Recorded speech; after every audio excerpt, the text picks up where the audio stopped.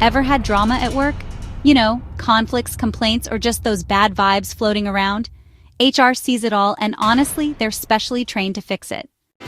Employee relations, or ER, is really all about creating a positive work environment where employees feel heard, respected, and safe. From arguments to formal complaints, HR's job is to find a fair and legal solution every single time. You know, HR doesn't just punish, they actually listen, investigate, and work toward real, practical solutions for everyone involved. Happy employees, well, that means productive employees. Employee relations builds trust and protects both workers and companies.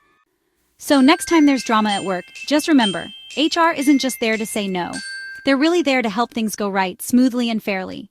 Don't forget to subscribe and turn on notifications to stay updated. In the next video, we'll dive into performance management, how companies track, measure, and grow your impact.